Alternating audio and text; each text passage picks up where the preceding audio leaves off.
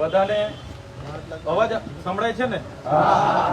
બધાને વિનંતી છે કે અહીંયા ફૂલ છોડ હશે એટલે કોઈ ફૂલ છોડને નુકસાન નહીં થાય એ રીતના બધા પોતપોતાની જગ્યા લઈ લેજો. આજે જે જીતગઢથી જુનારજ જતો જે ડામર રોડ છે એને જે કામ અટકાવવામાં આવેલું છે એને લઈને જ્યારે પદયાત્રા યોજવાનું નક્કી થયું, આ પદયાત્રામાં આપણી સાથે આપણા સૌના વડીલો એવા ગોપાલ દાદા છે, કાંતિ કાકા છે, રણછોડ દાદા છે, એવા તમામ વડીલો છે. સાથે સાથે પક્ષ પાર્ટી ભૂલીને પણ જ્યારે લોકોના હિતનો પ્રશ્ન હતો ત્યારે તાલુકા પંચાયતના સભ્ય એવા કલ્પેશભાઈ પણ છે અને તમારા ઉત્સાહી અને યુવા સરપંચ શ્રી જિગ્નેશભાઈ પણ છે.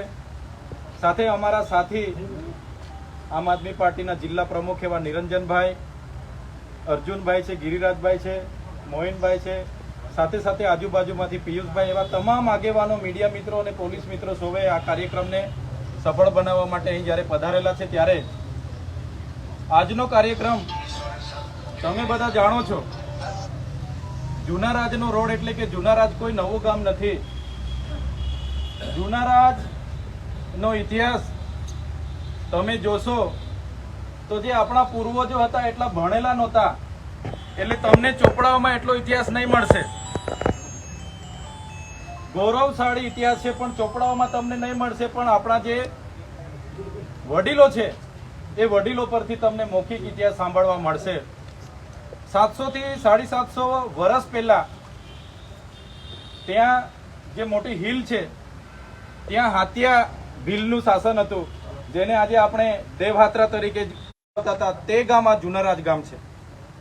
ત્યારે આ જુનારાજ ગામે જ્યારે આ પ્રદેશના વિકાસની વાત આવી ત્યારે આ જુનારાજના ગામે કરજણ ડેમથી લાખો હેક્ટર જમીન અને લાખો ખેડૂતો સિંચાઈ કરે છે, એમને લાભ મળે છે. પણ જ્યારે પ્રશ્ન અહીંયા મૂળભૂત સુવિધા તરીકે રોડનો ઊભો થયો તો આજે પણ જુનારાજને મૂળભૂત સુવિધા માટે રોડ આપવામાં નથી આવતો.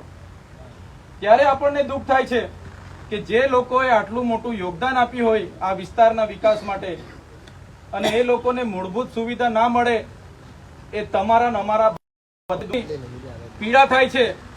એ પીડાને જ્યારે તમે ને અમે જ્યારે અનુભવીશું ત્યારે આપણને ખબર પડશે કે રસ્તો નહીં હોવાથી શું થાય છે. જ્યારે કોઈ વ્યક્તિ ત્યાંથી મજૂરી કરવા રાજપીપળા આવતા હશે સવારે ને સાંજે, ત્યારે એમની પીડા હશે ત્યારે ખબર પડશે કે રસ્તો નહીં હોવાથી શું થાય છે. ત્યારે આજે કોઈ બસ, કોઈ ગાડી કે કોઈ એમ્બ્યુલન્સ તો નથી પહોંચતી અને ઘણીવાર આપણી મહિલાઓને આપણે ઝોલીમાં કે નાવડીમાં બેહાડીને અહીંયા દવાખાને પહોંચાડવાની કોશિશ કરીએ છીએ.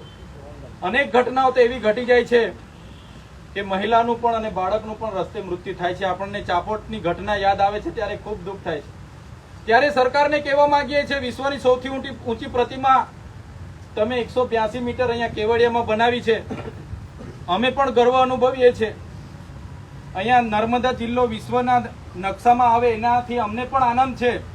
પણ અમારા આજુબાજુના ગામમાં રસ્તા નથી, પીવાના પાણીના જે તકલીફો છે એવી મૂળભૂત સુવિધાઓ પણ અમને મળે એવી અમે અપેક્ષા ને આશા રાખીએ છીએ.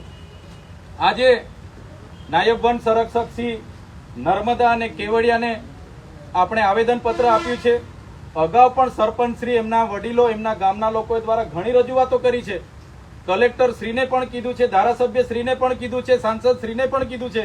સરકારમાં પણ સ્વાગત કાર્યક્રમમાં સરપંચ શ્રીએ અરજી કરી છે, તાલુકા સભ્યએ પણ ફરિયાદો સંકલનમાં આપી છે, છતાં કોઈ નિવારણ નથી આવી રહ્યું. ત્યારે સાથીઓ આજે એકવાર આપણે દિન 15 માટે આવેદન આપવા માટે આવ્યા છે. જો દિન 15માં આનો યોગ્ય જવાબ કે આ રસ્તાનું કામ ફરી ચાલુ કરવામાં નહીં આવશે તો દિન 15 પછી આપણે કોઈ ધરણા આંદોલન નથી કરવાના. પણ જ્યારે દેશના વડાપ્રધાન માનનીય વડાપ્રધાન શ્રી માનનીય નરેન્દ્રભાઈ મોદી સાહેબ 30 અને 31 તારીખે કેવડિયા ખાતે પધારવાના છે, જો આપણા રસ્તાનું નિરાકરણ વહીવટી તંત્ર નહીં લાવે તો 31 તારીખે નરેન્દ્રભાઈ મોદીને રૂબરૂ મળવા માટે જઈશું અને પછી એમની રજૂઆત આપણે બધા કરીશું. તૈયાર છો? કેમ વડાપ્રધાનને કરવી પડશે? કેમ કે અહીંના ધારાસભ્યને રજૂઆત કરી છે, કલેક્ટરને રજૂઆત કરી છે, સાંસદશ્રીને રજૂઆત કરી છે, ગુજરાત સરકારના સ્વાગત કાર્યક્રમમાં ફરિયાદ કરી છે, સંકલન સમિતિમાં ફરિયાદ કરી છે, તો નિરાકરણ કેમ નથી આવતું? તમારા પ્રોજેક્ટો કેવડિયામાં આવે એટલે રાતોરાત મંજૂર થઈ જાય.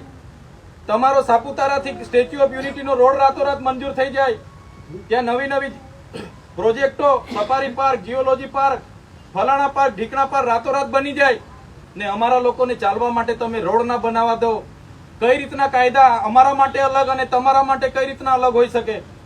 ત્યારે આ મૂળભૂત સુવિધા માટે આવનારા દિવસોમાં જ્યારે પણ જરૂર પડશે તો આપણે સરકારશ્રીમાં હવે ગુજરાત અને અહીંના સ્થાનિક નેતાઓ પર 15 દિવસનો એ લોકો જો આ રસ્તાનું નિરાકરણ નહીં લાવશે તો આવનારા દિવસોમાં એ રસ્તામાં આવતા તમામ ગામોના લોકો, અસરગ્રસ્ત લોકોને સાથે રાખીને હવે પછી ડાયરેક્ટ નરેન્દ્રભાઈ મોદી સાહેબને મળવા માટે 31 તારીખે આપણે બધાએ સમય માંગીને જવું પડશે ને દિવસે તમારે તૈયાર રહેવું પડશે. ત્યારે સાથીઓ, આજે આપણે જુનારાજ થી પદયાત્રા યોજીને ડીસીએફ જિલ્લા વન વિભાગ નર્મદા ખાતે આપણે સૌ આવ્યા છે. ત્યારે અપેક્ષા રાખીએ છીએ કે વહીવટી તંત્ર ગંભીરતાથી લે. અમને બીજી કોઈ રાજનીતિ આમાં નથી દેખાતી. અમારે બીજી કોઈ રાજનીતિ નથી કરવી. અમારે બીજા કોઈ નેતા આમ છે ને કોઈ નેતા તેમ છે એવી કોઈ વાત નથી કરી. બસ જુનારાજનો એકવાર રસ્તો બની જાય એ જ અમારી માંગણી છે અને અપેક્ષા પણ રાખીએ છીએ કે દિન 15માં યોગ્ય જવાબ અને રસ્તાનું કામ ચાલુ થઈ જશે. અને નહીં થશે તો 31 તારીખે ચોક્કસ અમે રસ્તા પર ઉતરીશું અને નરેન્દ્રભાઈ મોદી સાહેબને મળવા જઈશું અને અમારી રજૂઆત પહોંચાડીશું. એ જ વાત સાથે આજે જેટલા પણ લોકો આ કાર્યક્રમમાં જોડાયા, ઘણું લાંબુ ચાલવાનું હતું છતાં પણ બધા આવ્યા છો, એમાં તમામ લોકોનો આભાર માનું છું. આપણે જે પણ કાર્યક્રમ કર્યો છે જાહેરાત કરી અને તમામ પક્ષ પાર્ટી ભૂલીને, તમામ સંપ્રદાયો, નાના મોટા વિવાદો ભૂલીને સૌ અહીંયા હાજર થયા છો ત્યારે બધાનો જ આ પ્રસંગે આભાર માનું છું. અને આવી જ રીતના જ્યારે પણ આપણી હક અધિકારની વાત હશે, મૂળભૂત સુવિધાની વાત હશે, જ્યાં પણ જરૂર પડશે ફરી પણ આપણે બધા ભેગા થઈશું. આજના પ્રસંગે જેમણે સહકાર આપ્યો છે એવા તમામ લોકો, વડીલો, માતા બહેનો, મીડિયાના મિત્રો, પોલીસ મિત્રો, ફોરેસ્ટના મિત્રો, તમામ લોકોનો આ પ્રસંગે આભાર માની વિનમું છું. બધાનો ખૂબ ખૂબ આભાર. જય આદિવાસી.